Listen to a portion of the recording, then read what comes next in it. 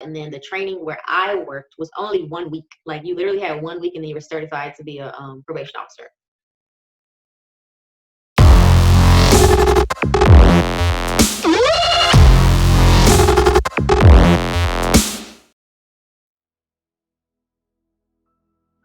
Yeah, what's the training scheme like? Okay, so here, where I work, you had to have a 4-year degree in criminal justice or psychology or sociology or something like that. Yeah, and then once you have that degree, then you apply for the job. And then the training where I worked was only 1 week. Like you literally had 1 week and then you were certified to be a probation officer. A week? For a qualified probation officer? You know how long it is here? So How long is it? same with you. Like you have to have so there's two. So we have probation service officer and then we have qualified probation officer. So to be a probation service officer, you don't need any kind of prior knowledge. It would help, but you don't really need anything prior. And that would probably be like on the job training, like a couple of weeks, maybe like I think like a month or something. But if you want to be like a qualified probation officer, then it is. So when I trained, it was 17-month course. So you basically start the job. So I started the job in 2013, and you start the job and you're doing the job, but you start off with like 1 or 2 offenders. And as you're doing the job, you do like training. So it was 6 months like training on risk assessment, all the paperwork stuff, all the different like motivational interviewing, managing offenders, all the different sections you get trained on. And then you do that alongside a university degree. So we get a postgraduate diploma in criminal justice. So you do that for the last 9 months. So you're kind of working and studying, and then after that 17 months you're like qualified. So it's that is a lot. Yeah. For parole officers, they have a different type of training though. I think their training is like 4 weeks or something like that. I can't remember. Even that's not much, 4 weeks, is it? Yeah, no, it's not. And then, of course, once you're certified, then they kind of just throw you in there and you just get all these cases. That's the for same me, when I started in probation, I didn't have any prior experience. Okay. Yeah. So me going into that setting and they just threw all these cases at me, I was like, oh my God, I was overwhelmed. Yeah, no wonder. But you get used to it real quick, obviously. Yeah. See here, they prefer you to have a background. So to get onto the training, you had to have a degree in psychology, but you had to have most modules in criminology. So if you didn't have a major in criminology, you couldn't go on it. But then they realised we need to open up to more people. So they've got rid of that, and it's just any degree or a lot of experience, and then you can apply for it. But if you've got no degree, you have to do even longer training. So I think it's maybe 24 months training if you haven't got a degree. And they still expect you to get like the degree at the end. So yeah, it's a long process. I would never. Would never. Do they help you pay for school? How is it like? No, that's paid for. So that's a good thing. You get it all paid for. So my postgraduate degree is paid. I didn't have to pay anything. I was getting paid because I was working as I was getting the degree. So I was getting paid a full-time salary and getting my education. So it's nice. Yeah. So I still had to do my undergraduate degree at university. So this is a postgraduate degree. So yeah, that's one kind of bonus.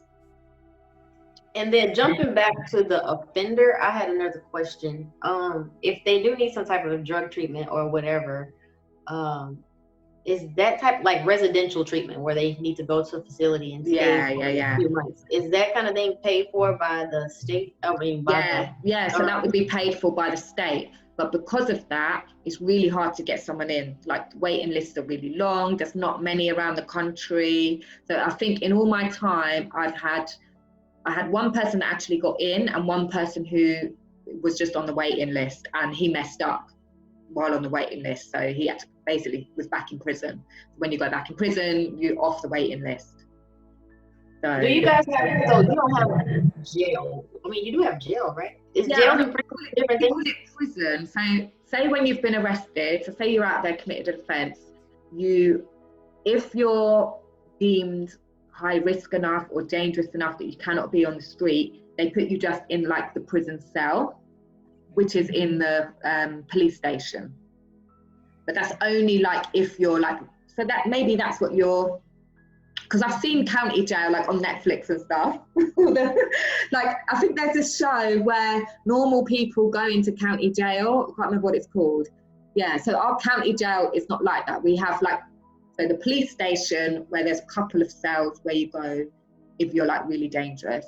And then we have like local prisons. So in my local area, there'll be like a prison, and in London, there's a couple of like local prisons. And the idea is that you go there once you've been sentenced and eventually get shipped off to like a prison where there's more courses and stuff like that. But because there's no space, people just end up in those local prisons. Oh. Yeah. So maybe them local prisons are similar to county jail. Okay. Yeah, that's what I'm thinking. Yeah. So what's after county jail? What do they graduate onto? See, that's where we come in as probation. So if you like, say for instance, you did like a little petty crime or something, a little petty theft, and you go to county jail, maybe they'll tell you, okay, stay here for a week or 2 weeks or something, and that's it. You know, you don't ever have to go to prison, which is way more intense. Or say for instance, you have some type of offense and then the judge places you on probation. So you don't have to stay in the county jail, but you have to come to see us for a year or 2 years or 5 years or whatever. Yeah. But if you have more of a, I guess, what is it, a heinous crime, murder or robbery, whatever, and the judge doesn't want you to be on probation, or it's too dangerous, then they'll send you to prison. And then if they decide to let you out of prison early, then you go to a parole officer. Right. So different levels. Yeah. And do you get like are there longer, from what I hear, there's longer prison sentences in the States compared to here. So like robbery. How long is someone in prison for robbery, like average?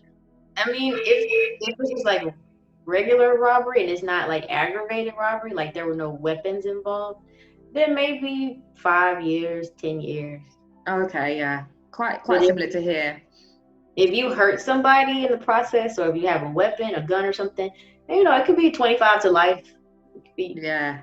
See, I think here, I don't think someone's got life for robbery. Or aggravated robbery. Most life people are, like I said, murders, those kind of things.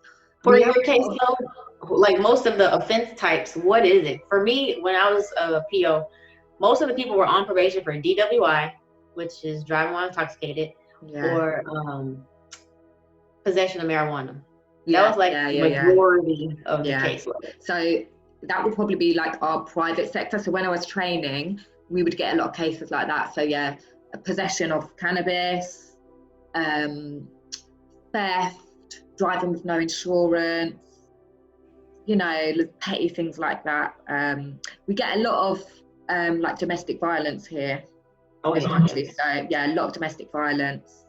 And then the bit I'm working in now, so the government part, we get a lot of possession with intent to supply. So everyone's drug dealing around here. Everyone is, a lot of robbery, some burglaries, but not so much.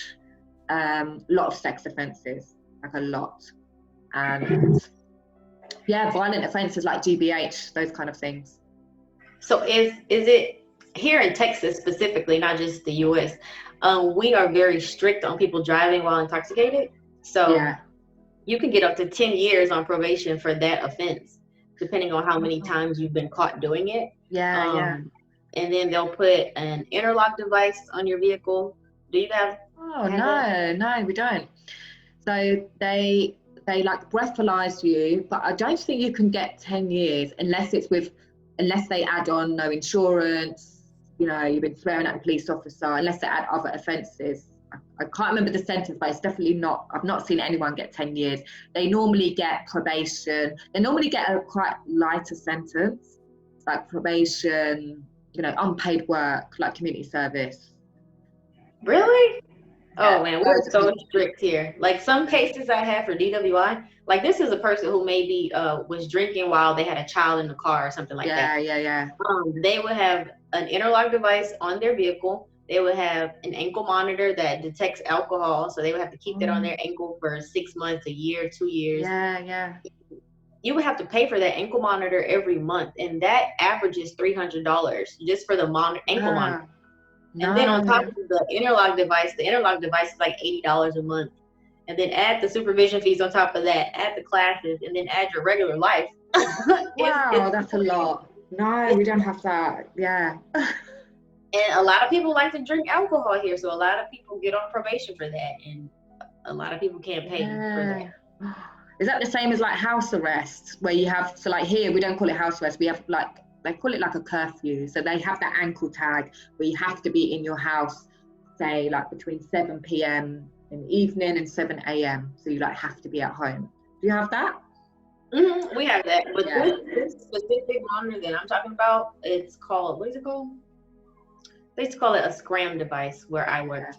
It's specifically to detect alcohol. There was no GPS monitoring on it. It literally detects alcohol 24 hours a day. So as soon as it detects alcohol, we get an alert. Oh no! See, we don't have those. Maybe I'll take that to the government and tell them. Don't do it. We have a big like drunk people get in the car accidents while drinking. Yeah, so I think that's why they're so strict. A lot of people, there's a lot of deaths because people are on the road and they're drunk. Yeah. And I don't want my loved one to be killed because somebody decided to drink and drive, you know? Yeah, definitely. Wow, that's different. Oh, can't think now. My brain's gone. But yeah, there's a lot. I mean, we covered a lot. We covered a lot. Yeah, we definitely need to catch up and do some more of these, like go into more depth or whatever. But yeah, so been so useful. I'm sure, everyone who's still watching. I'm sure this will be useful. Do you find people watching your videos are like offenders wanting to know about probation or people wanting to get into the job? Or you don't really know? Okay. So I do know. For the most part, it depends on like the video title, like what I put out. I'll put out content specifically for people who want to be who want to be probation officers. And I get a lot of feedback from that. So majority of them, they are interested in the profession. But then there's a couple of videos that I'll do that's more geared toward the offender, and they will, reply and comment, all that stuff too. Yeah. They're not expecting to see, somebody who's actually been a probation officer. Yeah. So let me just finish this and then I'll talk to you after. So thanks everyone for watching. You can follow Brittany. So do you want to give out all your social media stuff? Yes, on YouTube it's at Your Favorite PO. On Instagram it's at Your Favorite PO, and on TikTok it is at Your Fave PO.